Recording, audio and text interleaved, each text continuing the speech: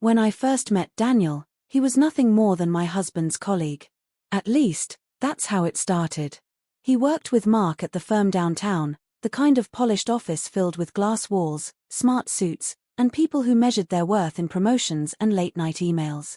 Mark often spoke about him, always in passing, always casually. Daniel landed us that big account, or Daniel's the only guy who doesn't lose his cool when things go south. To me, Daniel was just another name. Another one of those faceless people my husband surrounded himself with, the kind of men who shook hands too firmly at company parties and laughed a little too loudly at boardroom jokes. But then came that Friday evening. Mark had insisted on hosting a small dinner at our house for a few of his colleagues. I wasn't particularly thrilled. Entertaining his co-workers often felt like playing a part in a play I hadn't auditioned for. The perfect wife. The charming hostess. Smiling, nodding, pretending I cared about financial reports and office gossip. Still, I set the table with my best china, lit candles, and poured wine into crystal glasses. I wore a simple black dress, one that clung to me just enough to look elegant but not enough to draw attention. At least, that was my intention. Daniel was the first to arrive. I remember opening the door and being met with a pair of striking green eyes. They weren't the kind of eyes that just looked at you, they searched you, lingered as though they had stumbled upon a secret. He was taller than Mark, broader in the shoulders, with a quiet confidence that filled the space before he even stepped inside. "Hi, you must be Emily," he said, extending his hand. His voice was warm, steady, carrying just the right mix of charm and ease. "Yes, and you're Daniel," I replied, taking his hand. His grip was firm, but it wasn't the handshake I noticed. It was the way he looked at me, like he was actually seeing me, not just registering my presence. The evening unfolded as these dinners usually did.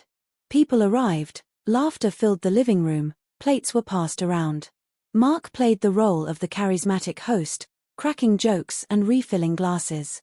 I floated from guest to guest, making sure no one's plate was empty, offering polite smiles and the occasional witty remark.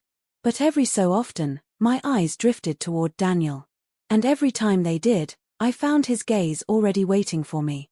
It wasn't bold or intrusive. It was subtle.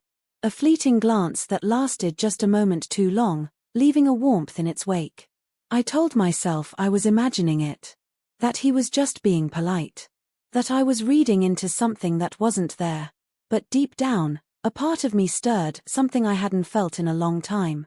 By the time dessert was served, the air between us felt charged.